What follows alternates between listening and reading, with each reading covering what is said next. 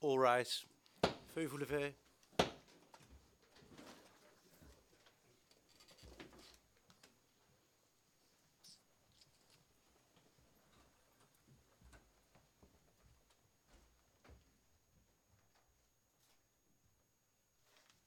Please be seated.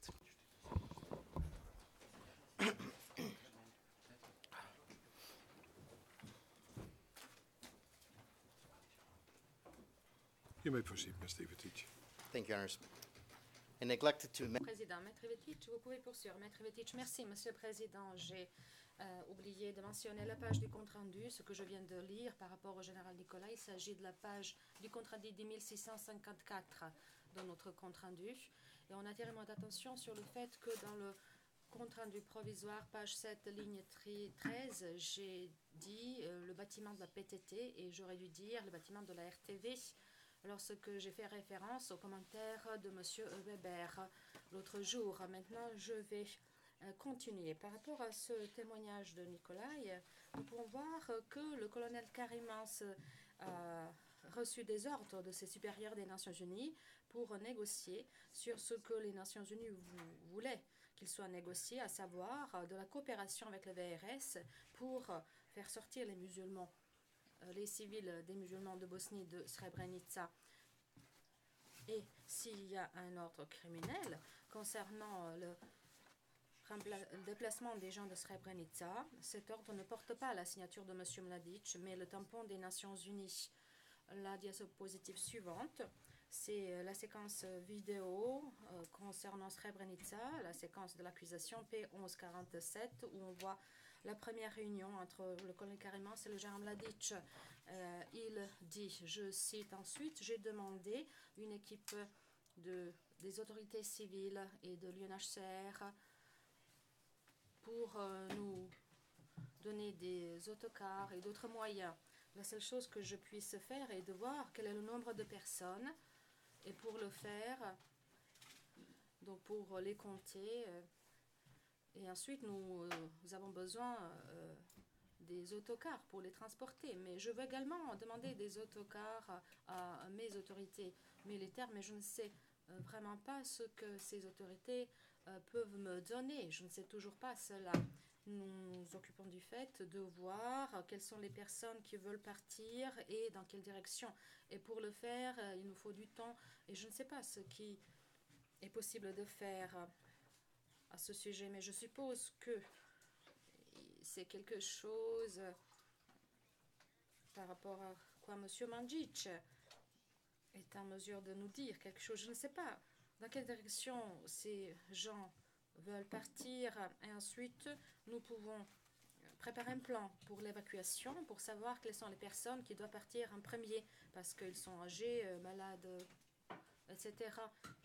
Fin de citation. Encore une fois, je fais remarquer que personne n'a utilisé le mot déportation ou transfert forcé. C'est toujours le mot évacuation qui a été mentionné. Monsieur Mandic, et vous allez souvenir de lui, c'est Nesib Mandic, représentant des civils des musulmans de Bosnie. Encore une fois, ici, on peut donc conclure de façon raisonnable, sur la base des éléments de preuve, que les civils des musulmans de Bosnie ont décidé de leur plein gré de partir et dans quelle direction. Donc cela veut dire qu'il y a un doute raisonnable et que l'acquittement est justifié. La diapositive suivante. Le collègue Buring a également témoigné et après que la même séquence vidéo lui a été montrée, il a dit ce qui suit, la page du compte rendu 10 067 et 68. Réponse. Nous avons organisé la deuxième réunion. Nous avons considéré de différentes organisations qui pouvaient peut-être nous aider. Ensuite, il y avait des demandes des gens pour aller à Tuzla. On en a parlé avec des différentes organisations, mais pour ce qui est du plan concret, je ne me souviens pas de cela. Il s'agissait des choses dites en général. Nous avons mentionné des organisations et de la façon à laquelle il fallait agir. Question. Le lieutenant-colonel Karimans se dit pour préparer un plan d'évacuation, il faut que ce plan englobe des priorités de ces gens qui voulaient partir. Lorsque vous êtes préparé pour cette réunion. Est-ce que vous avez jamais parlé de ces priorités et comment les déterminer? Réponse oui, je me souviens d'avoir discuté de cela, du fait qu'il fallait d'abord transporter les personnes blessées, ensuite les personnes âgées et dans la phase finale, les personnes en bonne santé. Donc les priorités ont été établies, mais je ne sais pas si on en a parlé en détail lorsqu'on a déterminé tout cela. Fin de citation. Donc, Monsieur le Président, Messieurs les juges, nous voyons que il y avait des demandes des gens qui voulaient partir à Sarajevo et à Tuzla. Et je vous rappelle qu'il s'agissait des zones contrôlées par l'armée BIH. Si on s'appuie sur les éléments de preuve encore une fois, des gens ont choisi eux-mêmes où partir. Et revenons à ce que M. Mladic a dit à ce sujet la semaine dernière. Nous avons voir la réunion, la troisième réunion à l'hôtel Fontana, et rien d'inapproprié n'a été dit lors de cette réunion. La diapositive suivante nous montre la rencontre entre M. Kuster et M. Mladic. Dans cette séquence vidéo de l'accusation, il s'agit d'Elko Koster du bataillon néerlandais. Et l'accusation parle de cela de façon erronée. Maintenant, pour ce qui est de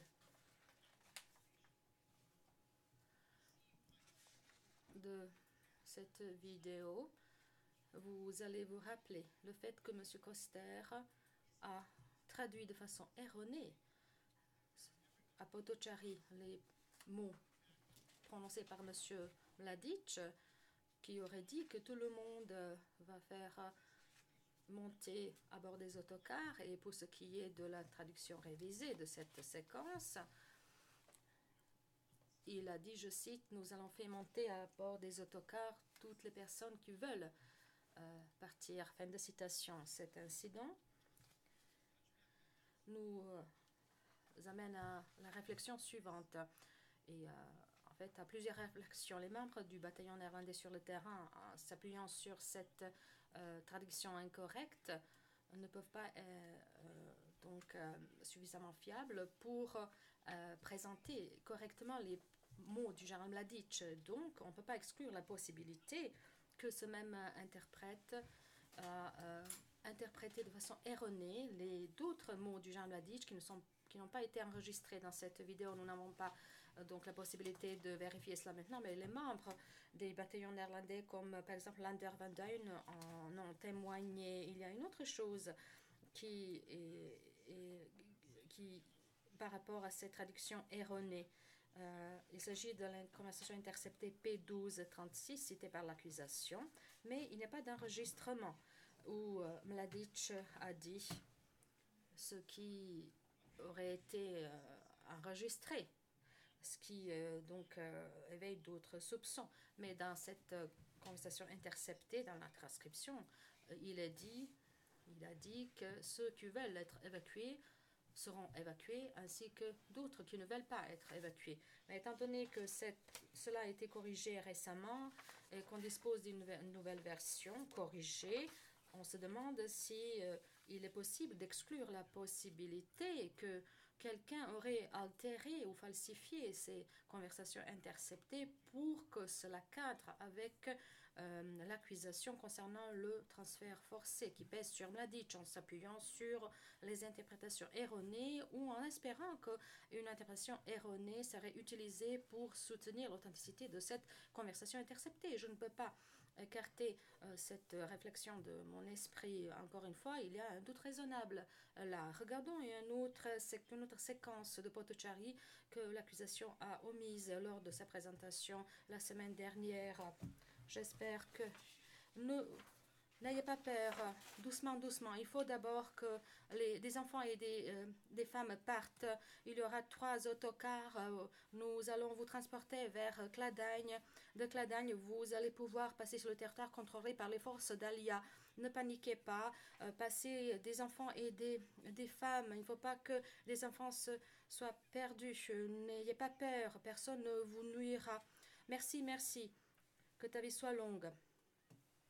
Général Après la libération de Srebrenica, on a ici plusieurs centaines de civils musulmans. Qu'est-ce qu'il va se passer pour ce qui est de ces civils? Bien, je viens de recevoir une délégation de la population qui est ici.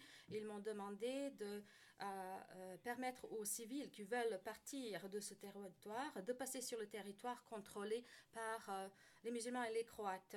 Notre armée n'a pas pour but de lutter contre les civils ni contre les forces de la force connue. Et nous avons organisé les moyens de transport pour eux, les vivres, de l'eau et des médicaments. Et premièrement, aujourd'hui, des femmes, des enfants et des personnes âgées seront évacuées. Et tous ceux qui veulent partir de leur plein gré de cette zone où il y a des activités de combat. Personne ne vous nuira ici.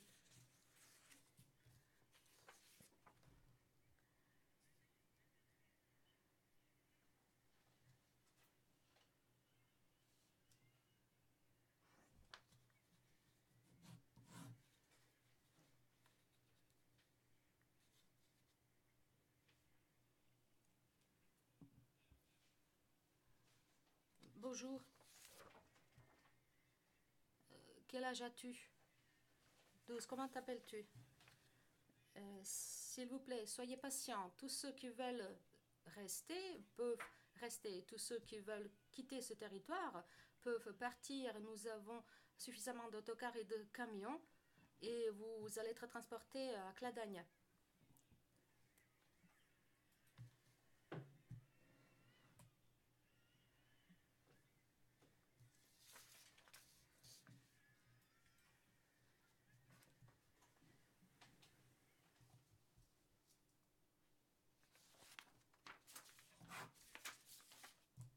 Maître Ivetic, pour que tout soit clair, je vais rappeler que nous venons d'entendre le général Mladic en train de répéter que des gens ont le choix de partir ou de rester. Ce qu'il a dit aux représentants de la population à la 3e réunion à l'hôtel Fontana, les civils musulmans de Bosnie rassemblés ont exprimé leur gratitude au général Mladic et ils l'ont béni pour ces mots et le comportement envers eux. C'est le même général Mladic qui est aujourd'hui devant vous et qui patiemment a écouté des accusations blessantes présentées par l'accusation la semaine dernière. Si il y a une personne dans ce prétoire qui doit se sentir insultée par les insinuations concernant le transfert forcé, c'est le général Mladic, Monsieur le Président. Nous avons vu que la décision portant sur le départ des gens de Srebrenica et la décision qui a été d'abord prise par les habitants de Srebrenica ainsi que les représentants de l'armée BIH qui se trouvaient à Srebrenica, après quoi les Nations Unies ont donc ordonné pour que l'évacuation soit faite et a chargé le colonel Karimans de présenter l'évacuation comme un fait accompli auprès du général Mladic et de lui demander de l'aide pour organiser l'évacuation humanitaire. Le général Mladic a été d'accord pour aider et a entrepris des mesures en personne pour obtenir des autocars en peu de temps. Et comment peut-on conclure sur la base des éléments de preuve que ceux qui ont planifié et ordonné le départ de la population et le présenter au Mladic, ce sont des saints et que Mladic doit être considéré comme le diable, coupable des crimes du transfert forcé. Nous ne pouvons pas accepter cela, à moins que vous, encore une fois, je répète cela, les Serbes soient coupables, même pour les choses considérées comme des choses humanitaires. Et donc j'ai déjà dit que M. McCloskey a inventé l'histoire concernant le dîner auquel a assisté Krstić et Mladic. C'est ce qu'il nous a décrit l'autre jour lors de leur réquisitoire. Regardons ce qu'ils ont vraiment dit au paragraphe 10, 73, 11, 05 de leur mémoire en clôture. Je cite, à un moment donné, entre la soirée du 11 juillet et la matinée du 12 juillet, Mladic et d'autres membres de l'entreprise criminelle commune ont établi des plans concrets pour mettre en détention et exécuter sommairement un grand nombre d'hommes et de garçons musulmans et de transporter par la force des enfants et des femmes de Srebrenica sur le territoire contrôlé par le BH. Fin de citation. Cela nous dit beaucoup. Après tout ce temps-là, l'accusation admet qu'elle ne sait même pas quand ce plan a été conçu. Donc cette histoire fantaisiste concernant le dîner est inventée. Donc un doute raisonnable existe et l'acquittement est justifié. Regardons le deuxième paragraphe sur ces diapositives. Il s'agit du paragraphe 1105 du mémoire de clôture de l'accusation. Je cite, jusqu'à ce moment-là, l'objectif était de déplacer de façon permanente et par la force la population musulmane de Bosnie, de Srebrenica. Et peu après, comme l'a dit, et d'autres membres de l'entreprise criminelle commune se sont rendus compte du fait qu'un grand nombre d'hommes et de garçons se trouvaient à Potocari. Une entreprise criminelle commune a été conçue ayant pour le but criminel commun d'éliminer les musulmans de Srebrenica. Au paragraphe 1175, l'accusation dit que cela s'est passé à un moment donné entre la soirée du 11 juillet et la troisième réunion à l'hôtel Fontana qui s'était tenue à la date du 12 juillet à 10 h du matin. Donc dans leur mémoire en clôture, l'accusation admet qu'il n'existe pas une entreprise criminelle commune pour tuer.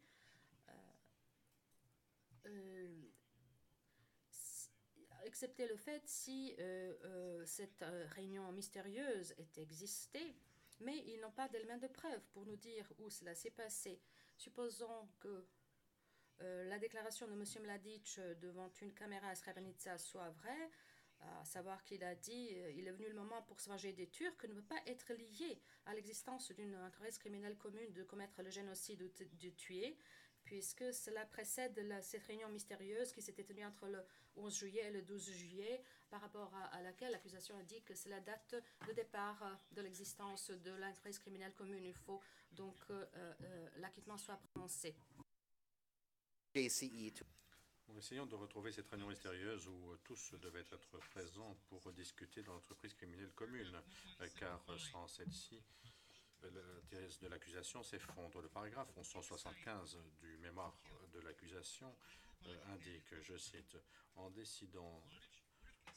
pour décider de tuer des hommes en âge de porter les armes de Potocari, Mladic a dû consulter Krstić et ses officiers responsables du renseignement et de la sécurité présents à Bratunac, Popovic, Kostorovic et Jankovic. Fin de citation. Ensuite, pour étayer cette accusation, il y a une note de bas de page où il est question de témoignage de Milovanovic.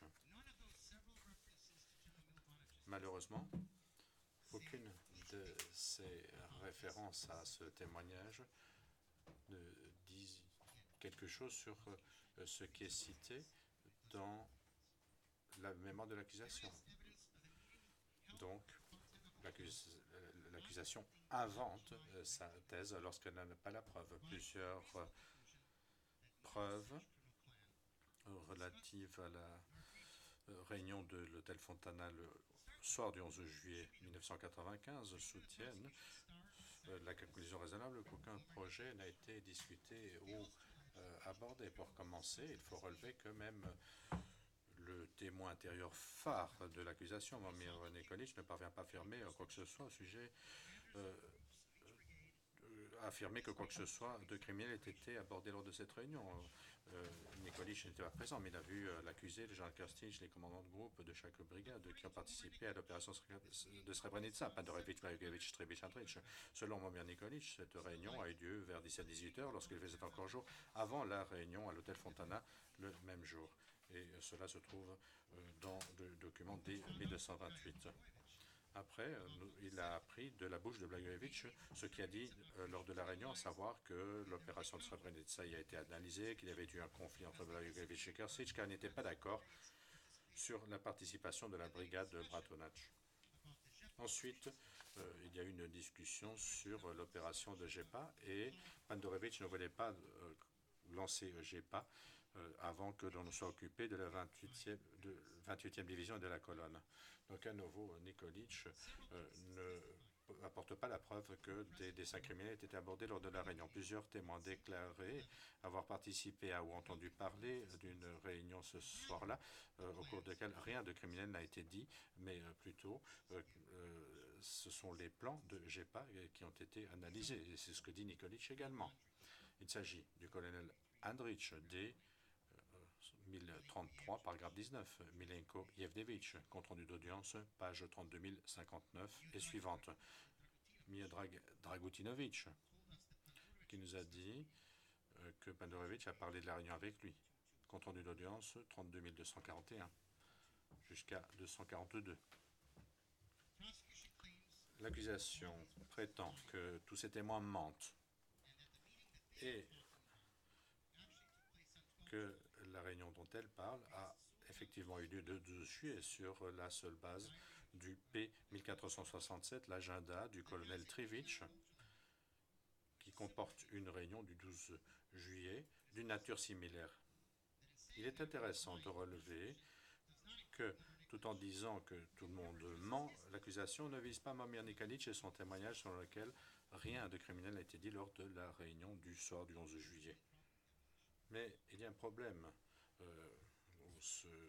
Cette affirmation comporte un problème. L'accusation dit qu'il ne faut croire personne, mais l'agenda est crédible, fiable, détaillé, précis et exact. Paragraphe 1216 du mémoire en clôture de l'accusation. Mais cet agenda n'a aucune réunion le 11 juillet, ni à un quelconque moment où l'on aurait parlé d'une entreprise criminelle commune pour tuer les habitants de Srebrenica. Donc, où est la preuve positive de l'accusation établissant au-delà de tout raisonnable la genèse, la réunion, la genèse de l'ECC? Pour le dire simplement, elle n'est pas présente.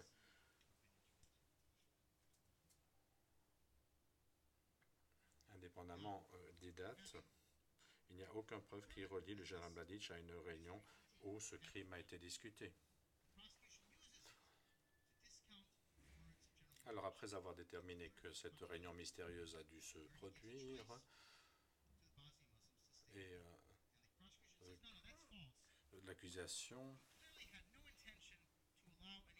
réfute des paroles du général Mladic lors de la 13e réunion Fontana, où il donne à la population le choix de rester ou de s'en aller.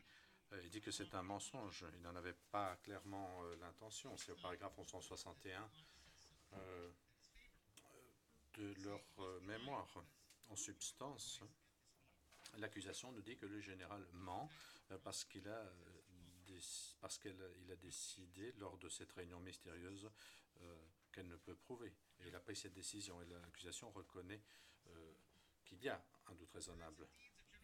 Passons au transparent suivant.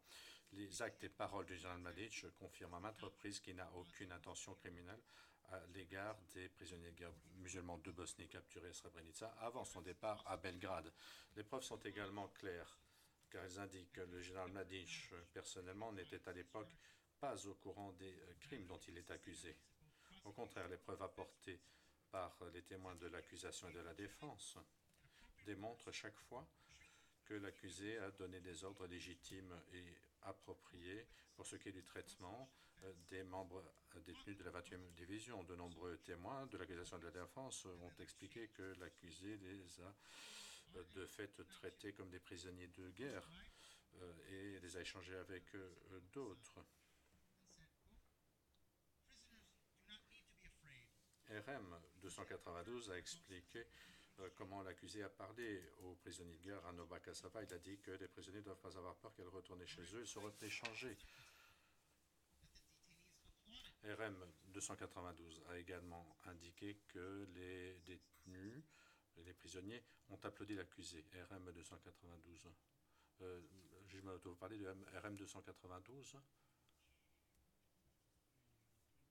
Regardez la page, c'est exact, regardez la page 53, ligne 25, et veillez à ce que la référence soit exacte. On parle de 229. Toutes mes excuses si j'ai fait un lapsus. Je ne dis pas que c'est de votre faute, je dis ce qu'est à l'écran. Est-ce que c'est cela que vous voulez dire? Merci, monsieur le juge. Je parle de RM292.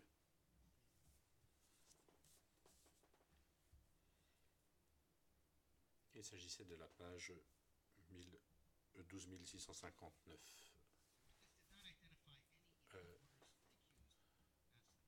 12662 se reprend l'interprète.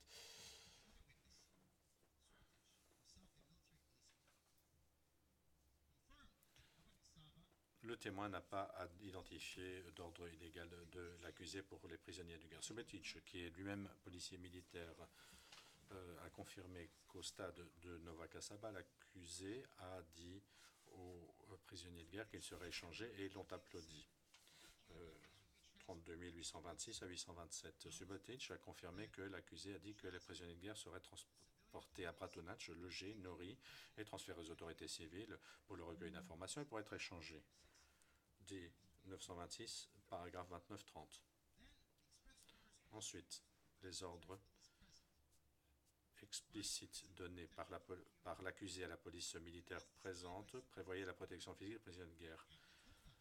Et comme le décrit en détail Subotic, je cite, « Et il nous a dit strictement de bien nous occuper des prisonniers, que des cars arriveraient dans l'heure, que les hommes devaient signer, qu'ils devaient tous monter dans les cars, et que le car sera remis à la police civile de Bratunac. » C'est cela que j'ai entendu et c'est ce que j'ai vu lorsque le général Mladic était présent au stade. Fin de citation, compte rendu d'audience 32 826 à 827. Selon la preuve, Subotic a exécuté ses ordres légitimes de l'accusé, a donné de l'eau aux prisonniers et les a protégés jusqu'à leur remise à la police civile.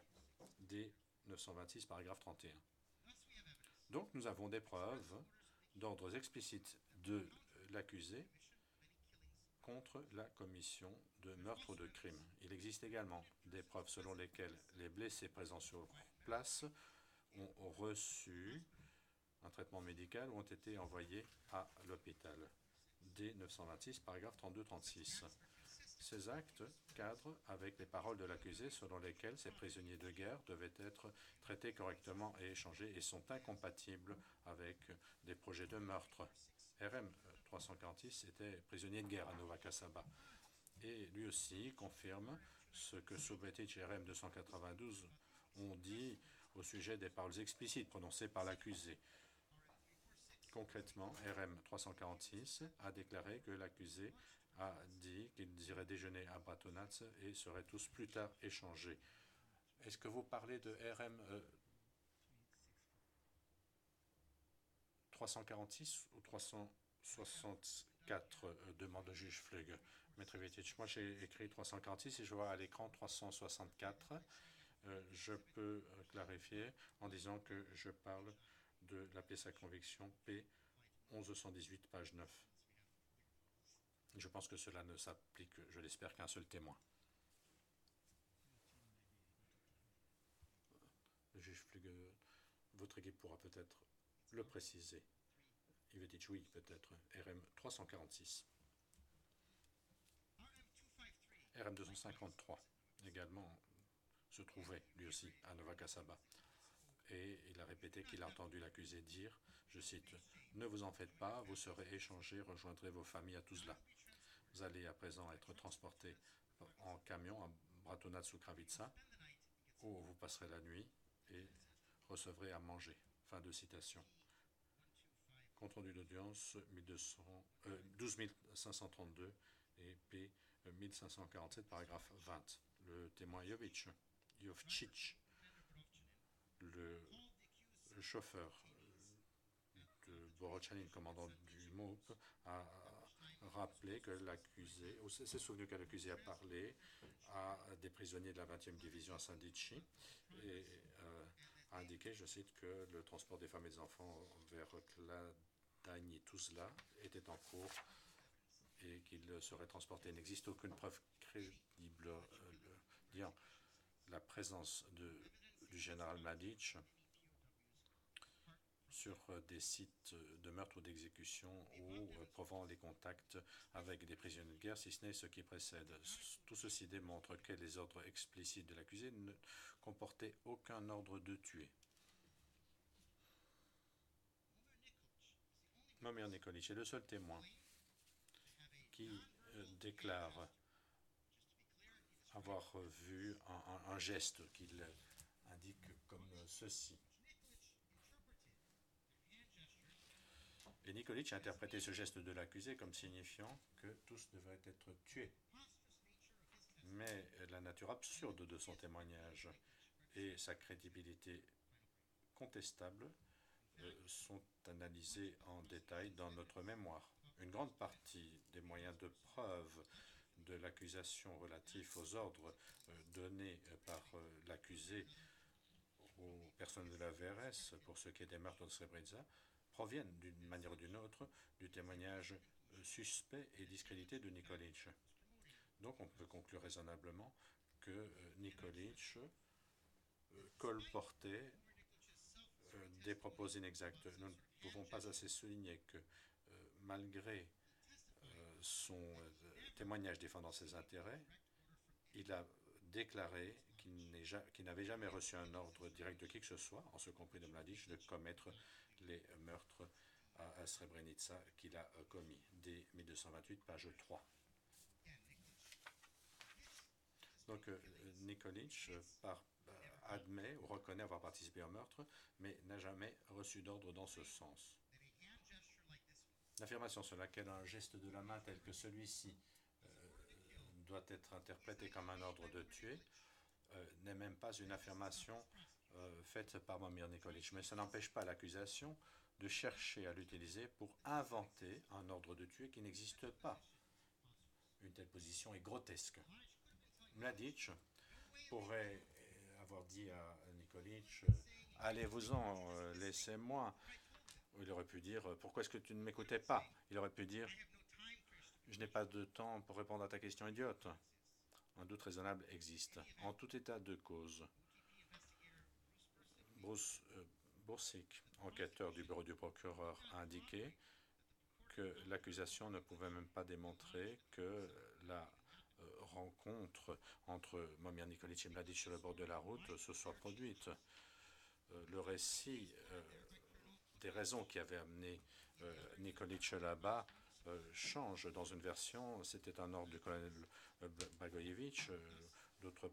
Dans une autre version, c'était son subalterne à la police militaire. Mais ce n'est pas du tout logique. En outre, Boursic a confirmé que Nikolić n'a jamais parlé de ce fameux geste, si ce n'est...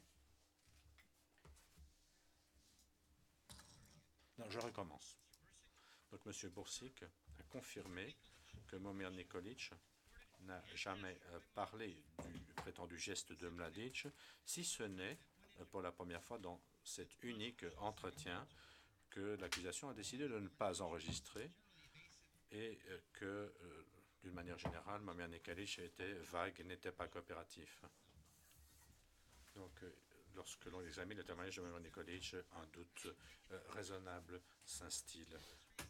Donc, la thèse de l'accusation montre un ensemble de faits dans lesquels les paroles explicites de l'accusé dirigées aux prisonniers de guerre de la 28e division, selon lesquels ils seraient échangés et retrouveraient leur famille, de telles paroles excluent la possibilité qu'il y ait eu l'intention de les tuer ou ait connaissance de plans visant à les faire tuer. Et en l'absence d'un ordre explicite indiquant le contraire, les preuves doivent être acceptées comme indiquant que l'accusé n'a pas remis d'ordre et ne voulait pas la mort de ces personnes. Je vais parler maintenant de certains de ces meurtres. But let's highlight... Nous avons abordé en détail de chaque site d'exécution. Commençons par Kravica, parce que je suis assez vraiment... les paroles me manquent par rapport aux affirmations de l'accusation. Les juges de la Chambre se souviendront que nous avons eu devant nous des éléments de preuve et que M. McCloskey a admis l'autre jour que quelques heures après que Mladić avait quitté le secteur et qu'il était déjà en route vers Belgrade, un autobus rempli de détenus a été affrété par le MOUP pour emmener ces détenus jusqu'à l'entrepôt de Kravitsa et que certains détenus ont pris le dessus sur les gardes, saisi leurs armes et engagé un combat contre ces gardes en tuant un et qu'un garde s'est alors brûlé la main et en reprenant un fusil à un détenu et que la révolte a été ainsi arrêtée. Nous n'avons aucun moyen de savoir combien de détenus sont morts dans le combat qui a précédé la fin de cette situation. Nous savons et nous convenons à présent qu'après cette émeute, les gardes du MOUP se sont vengés sur un nombre important de détenus qu'ils ont tués. La deuxième série de meurtres ne peut pas être considérée comme un crime, en tout cas pas, et peut être considérée comme un crime, certes, mais en tout cas pas comme un crime ordonné, commis sur ordre. La semaine dernière, j'ai écouté M. McCloskey vous dire, comme le public l'a entendu, que, je cite, « La thèse de l'accusation consiste à considérer cet incident comme une exécution organisée en application d'ordres donnés, avec l'incident de la main brûlée se produisant bien après le début des exécutions en tant que réaction désespérée de la part d'un musulman aux exécutions qui se produisaient autour de lui, mais qui n'ont pas été le point de départ de celle-ci. » Page 44-544 du compte-rendu d'audience. Ensuite, il vous dit que la conclusion était évidente suite à l'analyse des éléments de preuve. Page 44-545 du compte-rendu d'audience. Aucun élément de preuve n'indique cela. Voyons Erin Gallagher. Madame Gallagher est l'enquêteur de M. McCloskey concernant Kravitsa et Srebrenica. Et Dieu la garde pour avoir tenté de dire la vérité. C'est un membre honnête de l'équipe de l'accusation. Sur la base de votre travail d'enquête, est-ce que vous avez obtenu des informations au sujet de l'incident au cours duquel un groupe de détenus musulmans de Bosnie a essayé de prendre le dessus sur les gardes de la police qui les gardaient, s'emparant même du fusil d'un garde et le tuant, un autre garde étant blessé alors qu'il essayait de récupérer son fusil. Est-ce que vous êtes au courant de cela? Réponse. Je suis au courant d'un cas qui s'est produit dans l'entrepôt de Kravitsa au cours duquel un homme musulman s'est emparé d'un fusil. Oui, il s'est emparé du fusil et Rade Čuturić s'est battu pour faire sauter le fusil de la main de celui qui le tenait et peu après, les hommes qui se trouvaient d'un côté de l'entrepôt ont été tués. Question. Est-ce que dans le cadre de votre enquête, cela se serait produit avant que certains tentent de prendre le pouvoir sur les gardes et de s'emparer de leurs fusils, alors que personne n'avait été tué par balle à ce moment-là? Réponse. Il ne s'est pas agi d'une exécution de masse avant que cette exécution ait lieu. Pas que je sache en tout cas. Non. Fin de citation. Plus tard, durant le contre-interrogatoire, le conseil de l'accusation, Van der Pouy et Mme Gallagher ont admis qu'il n'y avait aucune information concrète pouvant prouver que les choses se sont passées d'une façon ou de la façon contraire. Apparemment, ce qui apparaît à l'évidence aux yeux de l'enquêteur de M. McCloskey n'est pas vu de la même façon par tout le monde. Un doute raisonnable existe et dès lors qu'une conclusion possible peut être considérée comme n'étant pas la seule, puisque l'autre enquêteur de M. McCloskey, qui a passé plus de 10 ans à enquêter sur Kravitsa, M. Thomas Blasic, nous dit à la page 12-346 et 12-347 du compte-rendu d'audience qu'il admettait que la question était toujours en suspens s'agissant de savoir exactement ce qui s'était passé. Le doute existe donc. Eh bien, Monsieur le Président, Madame, Monsieur les juges, notre enquête a révélé que cet incident lié à un garde qui a été tué par un détenu a eu lieu. Mais quand cet incident a lieu, demeure une question en suspens à mes yeux. En fait, est-ce que cet incident s'est produit parce qu'il y avait eu un autre meurtre avant et est-ce que cet incident particulier a éclaté, voyez-vous, juste en tant qu'événement faisant suite au meurtre? et a provoqué le massacre de toutes ces personnes, vous savez, c'est la question s'agissant de savoir ce qui s'est passé dans l'entrepôt de Kravitsa. Il est inquiétant de voir que le conseil de l'accusation façonne la réalité pour la rendre conforme à sa thèse. L'affaire est entendue s'agissant de Kravitsa, vous devez acquitter. Une autre indication de l'absence d'intention répréhensible dans le cadre de cet incident, c'est le témoignage de RM 274 qui nous indique que les gardes de Kravitsa ont toujours pris soin des détenus au début, leur fournissant même des cigarettes et de l'eau. RM 274 estime que le processus s'est poursuivi dans le même cadre pendant environ 1h30 à 2 heures. Aucun mauvais traitement n'est allégué pendant cette période. RM 274 indique que les choses ont commencé à changer seulement après l'incident qui a provoqué la colère des gardes. RM 274 de même rappelle qu'un garde blessé a été amené sur place et que c'est seulement après cet incident que d'autres gardes sont arrivés qui avaient l'air effrayés et paniqués et qu'ils ont commencé à tirer sur les détenus dans l'entrepôt. Des éléments de preuve existent qui concernent la période antérieure à l'arrivée du commandant du MOUP Borovchanin, où nous voyons qu'il n'avait pas la moindre idée de ce qui se passait. Borovchanin s'exclamant « Oh mon Dieu, qu'est-ce qui se passe ici ?» lorsqu'il a découvert les cadavres. Ensuite, Borovchanin s'adresse aux dirigeants municipaux civils pour parler de ce qui s'est passé. Tous ces points indiquent une absence de plan préalable en vue de tuer ces personnes et plutôt l'existence d'un acte regrettable de vengeance qui s'est produit au moment de la tentative d'évasion. Mladic ne peut pas être tenu responsable de cela au vu des faits. Je voudrais maintenant rapidement aborder le problème de Tornovo. L'accusation a admis la semaine dernière et je ne vais pas vous montrer une nouvelle fois les terribles images de la vidéo montrant les scorpions, mais prêtez attention à ce que je vais dire maintenant, je vous prie.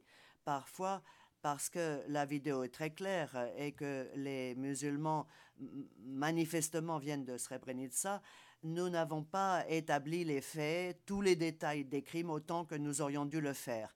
Nous le faisons maintenant.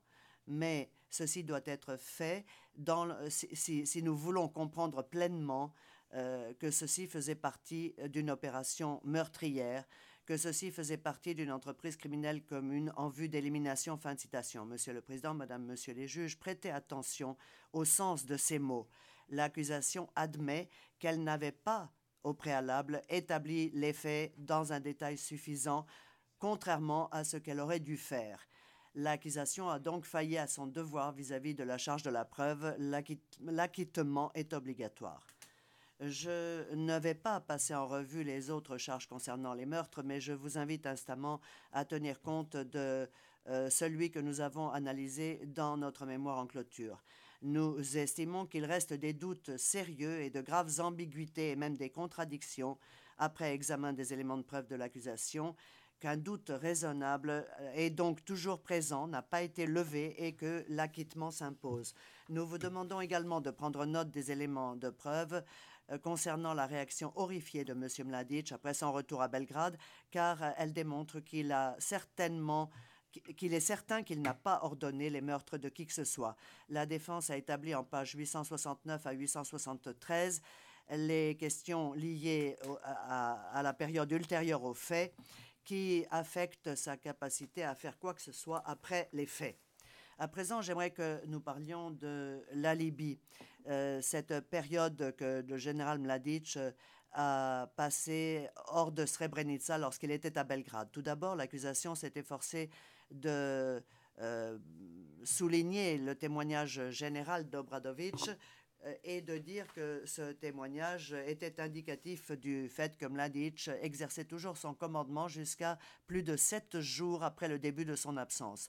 Monsieur le Président, Madame, Monsieur les juges, pourquoi est-ce que l'accusation néglige le témoignage sous serment de son propre témoin, le général Manoilo Milovanovic, qui a dit sous serment et sans la moindre réserve ce qu'il a dit et qu'il n'a pas hésité à affirmer que pendant que Mladic se trouvait hors du théâtre des opérations, hors de la Republika Srpska, lui, le général Milovanovic, a assumé le commandement et était responsable de la VRS.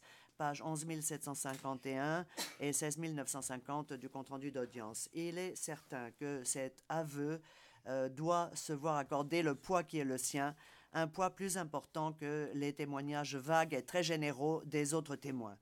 Nous devons également souligner que les éléments de preuve indiquent plutôt que, loin d'avoir participé à des meurtres ou avoir agi sur des sites de meurtre, le général Mladic se rend à une rencontre secrète à Dobanovici, à Belgrade, les 14 et 15 juillet 1995, où il rencontre des représentants de l'Union européenne et des Nations unies. Dans le cadre de cette rencontre, comme le montre la pièce D14-13, le général Mladic conclut un accord avec le général Smith en vue d'autoriser le CICR à rencontrer les prisonniers de guerre de Srebrenica. Le sens commun et la logique imposent de voir dans ce fait qu'il n'avait pas la moindre idée au sujet d'un quelconque plan visant à tuer les prisonniers de guerre de Srebrenica, car dans le cas contraire, il aurait été stupide de sa part de conclure un tel accord. La défense soutient que cet élément de preuve conduit à une conclusion raisonnable selon laquelle le général Mladic croyait honnêtement que ses ordres concernant le traitement accordé aux membres détenus de la 28e division en tant que prisonniers de guerre jusqu'à leur libération étaient appliqués et qu'il n'avait pas la moindre idée que d'autres personnes étaient en train de tuer les détenus en question. Le document identifie également Mladic comme ayant souhaité que tous les généraux des deux parties en présence se rencontrent afin d'obtenir une cessation complète des hostilités. Ceci correspond aux paroles qu'il a adressées aux détenus avant de quitter la Bosnie, peu après, en leur disant que bientôt il serait échangé avec des prisonniers de la partie adverse. Le général Mladic n'a cessé de défendre un seul but en permanence, qui était la recherche d'une paix durable et pas la mise en œuvre d'une vengeance ou la commission d'atrocités. Pourquoi est-ce que l'accusation a négligé les éléments de preuve concernant cette réunion qui fait l'objet de nombreux éléments de preuve à notre disposition, tout en insistant sur une mystérieuse rencontre le 11 juillet que l'on ne trouve nulle part dans les éléments de preuve? Parce que cette réunion établit l'existence d'un doute raisonnable. Les ordres du général Mladic relatifs aux prisonniers de guerre n'ont jamais changé et ceci prouve qu'il n'avait pas la moindre intention de les tuer, que le fait qu'ils aient été tués relève de la responsabilité d'autres personnes, et notamment de personnes assoiffées de vengeance, de représentants de la population locale et de traîtres parmi les organes de sécurité. Alors, quelques mots encore au sujet de Srebrenica. Le gros des éléments de preuve proposés par l'accusation tourne autour de prétendues communications interceptées par radio que nous avons analysées en détail dans notre mémoire en clôture pour démontrer que si l'on tient compte des avancées de la science, de la technologie et si nous tenons compte de la simple logique, ces communications ne pouvaient pas être interceptées par l'armée de Bosnie-Herzégovine ou d'autres parties, contrairement à ce qui a été allégué. J'ajouterai simplement que RM 275 est la personne que l'accusation a citée à la barre pour authentifier ces communications interceptées. Mais RM 279 a nié que RM 275 ait pu rédiger les rapports qui sont mentionnés. RM 279, de même que d'autres responsables de l'armée de Bosnie-Herzégovine, démontre que RM 275 ne travaillait pas au sein de l'unité chargée des communications interceptées dans la période de temps concernée et évoquée dans les dépositions, voire pièces D316 et D1463. En conséquence, ceci soulève un doute raisonnable et important quant à l'authenticité des interceptions en question. Pourquoi est-ce qu'un faux témoin tel que RM 275 est venu authentifier les enregistrements qu'il n'a pas réalisé, à moins que ces enregistrements aient été faits beaucoup plus tard, c'est-à-dire qu'ils aient été fabriqués de toutes pièces après la guerre. Nous avons également parlé en détail des éléments de preuve médico-légaux concernant les fosses communes dans notre mémoire en clôture. Je ne m'appesantirai pas sur ces points, mais souhaite en souligner quelques-uns particulièrement importants. D'abord, les éléments de preuve démontrent que dans certaines des fosses communes censées concerner les événements de juillet 1995 à Srebrenica, des restes humains ont été découverts dans des housses mortuaires, pièces P 1737, pièces P 1938, pièces D 1448 et pièces P 1987. Nous avons entendu le docteur Stankovic disant qu'il avait créé et utilisé ces housses mortuaires pour les restes humains en 1992 et que ce qui en restait a été utilisé ensuite jusqu'à 1993. Page 43-277 à 43-278 du compte-rendu d'audience, Stankovic. Ceci soulève un doute raisonnable et significatif quant au fait que les cadavres découverts dans les fosses communes auraient pu comprendre des corps de personnes tuées dans les années précédentes, dont les restes auraient été mélangés dans les fosses communes. En fait, ceci correspond à la déposition selon laquelle Momir Nikolic avait en fait pillé les fosses communes pendant les années antérieures à la période en question. Page 11485, 11486 du compte-rendu d'audience, RM 306. Ce fait, à lui seul, permet de mettre en doute les éléments de preuve concernant les victimes de Srebrenica et est une raison suffisante pour acquitter. Le président Metrivetic, est-ce que vous pourriez vérifier la référence D1413? Metrivetic, oui, la rencontre à Dubravotsi, Monsieur le Président, c'est la déclaration du témoin qui en a parlé. Je vais vérifier quelle est la référence pour le télégramme de M. Akashi à M. Annan.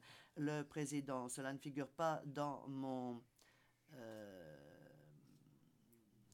prétoire électronique. Maître Ivetic, nous parlons depuis longtemps des combats auxquels a participé la 28e division et du fait que des victimes tombées au combat à ce moment-là ont été considérées comme des victimes d'exécution par l'accusation. Dans le cadre de la procédure, toutefois, nous avons entendu pas moins de 4 professionnels de médecine légale qui ont fourni leur avis d'experts quant à ce que l'accusation qualifie désigne sous le nom de bandeau, qui serait la preuve que des exécutions ont eu lieu, alors qu'en réalité il s'agit de bandanas portés par des combattants, bandanas qui sont retombés sur les yeux pendant la décomposition des cadavres, et notamment au moment où les oreilles et les yeux de ces cadavres sont tombés. Nous avons la page 43-463 de la déposition du docteur Stankovic au compte-rendu d'audience, ainsi que d'autres dépositions des responsables de médecine légale. Ceci soulève un doute raisonnable quant au sort qui a été subi par ces victimes.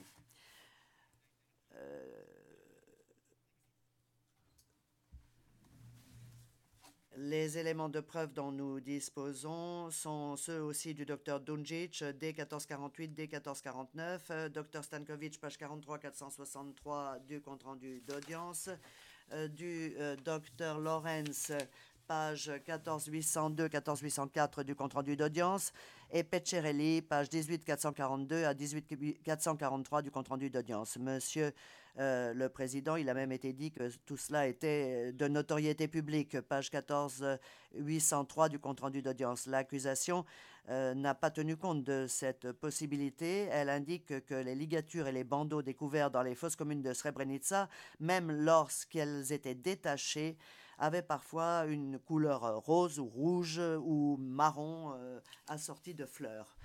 pièce P1735, pièce P1740. Encore une fois, voyons les éléments de preuve vidéo qui existent, qui montrent des combattants de l'armée de Bosnie-Herzégovine portant des bandanas et des rubans d'identification, pièces D339 et D340, et des photos, deux très instructives en particulier, qui sont les photos de combattants de l'armée de Bosnie-Herzégovine, membres de la colonne de Srebrenica à leur arrivée à Tuzla. Le doute raisonnable est soulevé, selon lequel les prétendues victimes d'exécution seraient en fait des victimes tombées au combat et enterrées avec des bandanas et des rubans identifiants et non des bandeaux ou des ligatures. Donc, Monsieur le Président, Madame, Monsieur les juges, quel que soit l'endroit où l'on examine les éléments de preuve de plus près, ces éléments concernant Srebrenica s'effondrent, en tout cas lorsqu'il est question du général Mladic.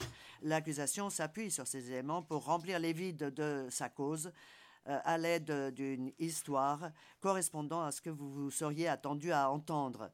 Elle n'a pas fait son travail, des trous importants demeurent, le doute raisonnable existe, par conséquent la seule décision convenable et équitable consiste à prononcer un acquittement vis-à-vis de Ratko Mladic. Je vais maintenant évoquer le chef d'accusation numéro 11. L'accusation a présenté un récit concernant une intention criminelle en dehors du contexte. Nous pouvons voir la première diapositive, je cite des éléments précis des forces de la FORPRONU ont participé activement à guider l'aviation de l'OTAN et les forces d'intervention rapide vers les cibles serbes.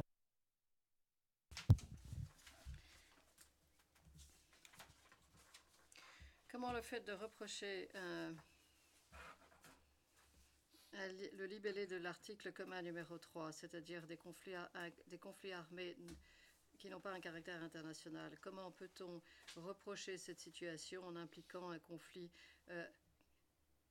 devenu international? Aucune condamnation ne peut être prononcée contre l'accusé lorsque les faits matériels ont été omis. Dans l'affaire Karadzic, par exemple, décision sur la requête de l'accusé aux fins de mesures pour remédier au vice de forme de l'acte d'accusation. 30 septembre 2014, paragraphe 15. Comment une chambre peut-elle conclure qu'il y a conflit armé international lorsque ceci n'a pas été argumenté? En outre, le fait d'abandonner l'article commun numéro 3 et son application exclusive aux conflits qui n'ont pas un caractère international, eh bien, ceci sape les fondements même du droit coutumier. Deuxièmement, l'accusation n'a pas n'a présenté aucune notification eu égard aux faits matériels, alors que l'article commun numéro 3 s'applique au droit international et aux conflits qui n'ont pas un caractère international.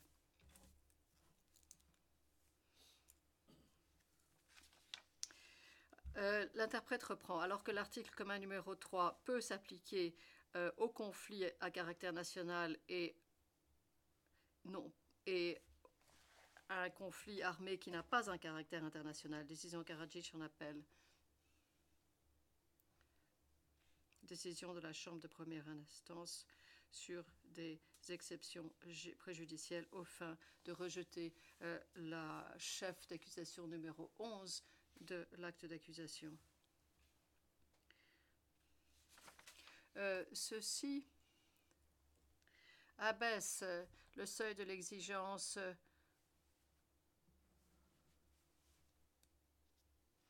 L'interprète reprend. L'accusation n'a pas réparé ceci en fournissant des informations claires et cohérentes et sur une base factuelle détaillée, comme l'exigent les conditions de l'affaire Karadzic. Je fais référence à la décision en l'espèce mentionnée au paragraphe 15.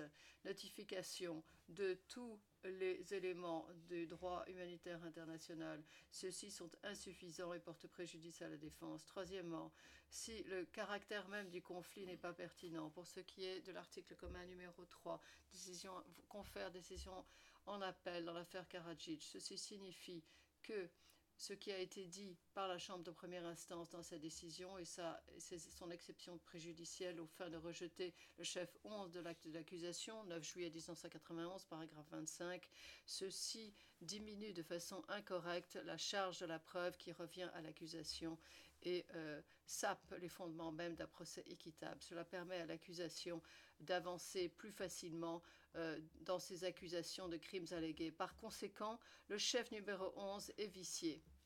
Est-il l'heure de faire la pause? Le président, oui, c'est l'heure de faire la pause, mais avant de faire la pause, je souhaite vous renvoyer à une question de connaissance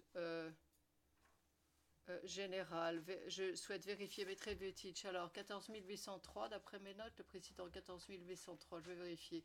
Je crois que quelque chose d'autre a été enregistré au compte-rendu d'audience. Oui, vous avez dit 14 083, ou en tout cas, c'est ainsi que cela a été consigné. Nous allons voir. Bon, ceci a été expliqué. Nous allons avoir une pause. Nous reprendrons dans 20 minutes.